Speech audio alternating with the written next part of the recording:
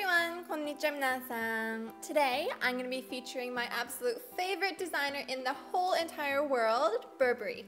We're going to be making a Swiss roll cake covered in their Nova check prints. The pattern is actually baked into the cake, not decorated on top with icing, which is a quite different and unique way of decorating it.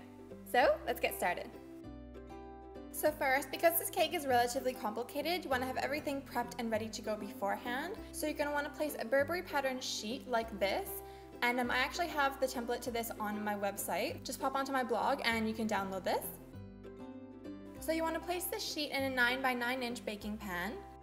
And place a sheet of parchment paper on top, and then make little slices in the corners so that it fits snugly into the pan. Then lightly grease the parchment paper with a paper towel dipped in some vegetable oil. Now we're going to be using 4 eggs in this recipe, and so you want to divide the eggs so that you're left with a bowl with 1 egg white, and then another bowl with 3 egg whites, and another bowl with 3 egg yolks. And you won't actually need the extra 1 egg yolk. So you could save that and use it in another meal, like in the Rebecca Minkoff omelet that I posted yesterday. And you're also going to want to preheat the oven to 340 degrees Fahrenheit. So now to make the cake, you want to whisk together the 3 egg yolks in a bowl and add half of the sugar. Beat it with a hand mixer until it lightens in color. And then add the water, vegetable oil, and a few drops of vanilla extract, and then mix together. Then you want to sift in 2/3 of a cup of cake flour and mix until the batter thickens and is like a ribbon-like consistency. And then we're going to call this the egg yolk batter. So to make the batter that we're going to use for the check pattern, you want to spoon 1 tablespoon, 1 teaspoon, and another 1 tablespoon of the egg yolk batter into 3 separate bowls. Then add 1½ teaspoons of cake flour and some black food coloring into one of the bowls with 1 tablespoon of batter in it. So we're going to call this batter A. And then add 1½ teaspoons of cake flour and a pinch of cream of tartar into the other bowl with 1 tablespoon of batter in it. And so we'll call this batter, batter B. And lastly, add ½ a teaspoon of cake flour and some red food coloring into the bowl with 1 teaspoon of batter in it, and we'll call this batter C. So now in a separate bowl, you want to beat 1 egg white with the hand mixer until it's glossy and reaches stiff peaks. Then add a pinch of cornstarch and whip it until it stiffens even more. And we're going to be referring to this as the meringue. So now you want to add 1/3 of the meringue mixture to both batter A and batter B.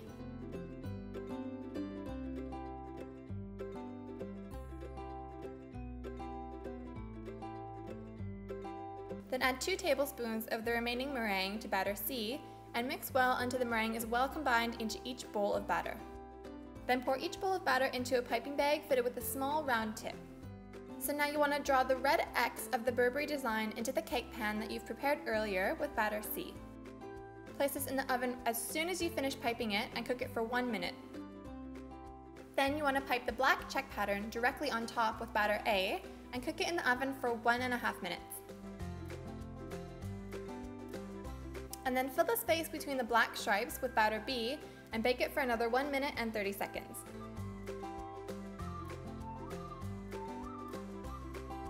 Now in a separate bowl, beat the other 3 egg whites until they thicken and form a ribbon when the whisk is lifted. Then add the remaining meringue and beat until stiff. Then you want to add the remaining sugar, and when the mixture develops a shine to it, add the cornstarch and mix again. So now you want to mix in a tiny amount of brown food coloring into the egg yolk batter to create a beige colored batter. Then add the mixture with the meringue to the egg yolk batter in 3 batches and mix well until it's combined and has a ribbon-like consistency. Then pour the batter into the cake pan and smooth out the surface.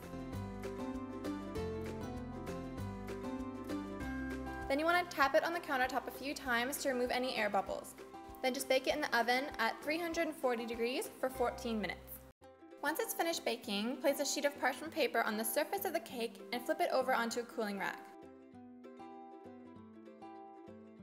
Then you want to immediately peel off the parchment paper from the side with the design and place another clean sheet of parchment paper on top. Then allow the cake to fully cool for about 15 minutes. While it's cooling, you can make the cream filling. So you want to place the cream and sugar in a bowl, and then place the bottom of the bowl in ice water, and whip until the cream stiffens. Then add a few drops of vanilla extract. And to make the syrup for the cake, all you need to do is dissolve the sugar in the hot water. Now once the cake is cooled, you want to flip the cake over so that the patterned side is now facing down.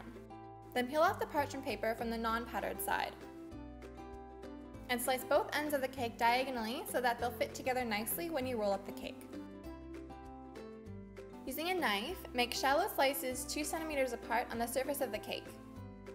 And then you want to brush on the syrup with the pastry brush. Next, spread the cream onto the cake, stopping about 3 centimeters from one end of the cake. And then you want to place the banana on top. Now this is the scary part, but you want to lift up the side of the cake and the parchment paper closest to you and roll the cake away from you in one motion. And then just twist the sides of the parchment paper closed like a candy wrapper and place it in the fridge for 1 hour. Then after the cake is rested, you want to slice the ends off the cake with a warm knife, and you're done! This cake tastes so light and fluffy, so it's definitely worth the effort making it. And thank you guys so much for watching. Tomorrow I'll be making a popular Japanese dish with a twist from another popular designer. So I'll see you guys then. Bye! It worked! Okay.